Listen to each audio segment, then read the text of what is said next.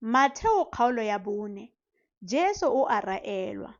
Ya ba gona Jesu a gogelwang ke mowa kwa sekakeng gore a raelwe ke diabolo. E rile a sena go itima dijo malatsi a le 40 le masigo a le 40 a tshwarwa ke tlala. Jaanong moraedi a tla, a mo raya a re, fa o le morwa Modimo, bua gore majwe a fetoge dinkgwe. Ene a fetola a re, go kwadilwe gatwe, motho ga nke a phela ka senkgwe fela, o phela ka lefoko lengwe le lengwe le le tswang mo molomong wa Modimo. Jaanong diabolo a mo isa kwa motseng o boitshepo, a mmaya mo setlhoeng sa tempele, a mo raya a re, fa o le morwa Modimo, itatlhele kwa tlase, gonne go kwadilwe gatwe.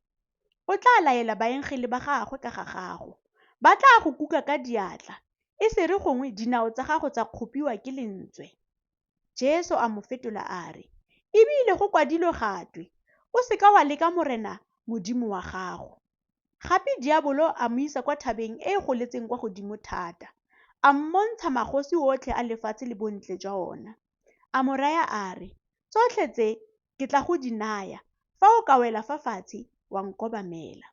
Jesu a mo fetola a re, ntlogela Satane, gonne go kwadilwe gatwe, o tshwanetse go obamela morena Modimo wa gago le go direla ene a le esi fela.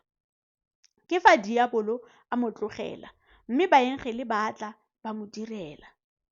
Jesu o simolola tiro. E rile a utlwa gore Johane o golegilwe, a ngwegela kwa Galilea, a huduga kwa Nasareta, a ya go nna kwa Keperenaume yo o fa letsheng mo nageng ya Sebulone le Nafetale, gore go diragale se se builweng ke moporofeti Jesaya a re, lefatshe la Sebulone le lefatshe la Nafetale, ntlheng ya letsha, moseja wa Joretane, Galilea wa baditšhaba, morafe o o ntseng mo lefifing o bone lesedi le legolo. Ba ba dutseng mo lefatsheng la loso le mo moriting wa loso, lesedi le ba tlhabetse. Go tloga foo, Jesu a simolola go rera a re, tlhabologang, gonne puso ya magodimo e atametse.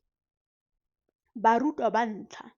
Ya re a tsamaya fa letsheng la Galilea, a bona bana ba motho ba le babedi, e bong Simone yo o bidiwang Petoro le Andrea morwa rraagwe, ba digela letloa mo letsheng, gonne e ne e le batshwari ba ditlhapi. A ba raya a re, ntshalang morago, mme ke tla lo dira batshwari ba batho. Jaanong ba kofa, ba tlogela matloa, ba mo sala morago. Ya re a fetela pele go tswa foo, a bona bana ba motho ba bangwe ba le babedi, e bong Jakobo morwa Sebetio le Johane monnawe, ba na le Sebetio rraabo mo mokorong, ba baakanya matloa a bone, a ba bitsa. Ba kofa ba tlogela mokoro le rraabo, ba mo sala morago. Jaanong Jesu a tsamaya le Galilea yotlhe, a ntse a ruta mo disenagogeng tsa bone a rera evangeli ya puso, a fodisa malwetse otlhe le makoa otlhe mo bathong. Tumo ya gagwe ya tswela kwa Siria yotlhe, batho ba isa go ene botlhe ba ba lwalang, ba ba tshwerweng ke malwetse a mefutafuta le matlhoko, le ba ba tsenweng ke medimone, le ba ba karalalang, le ba ba suleng mefama, a ba fodisa. Bontsintsi jwa molatela bo tswa kwa Galilea le Dekapoli le Jerusalema le Judea le kwa moseja ga Joretane.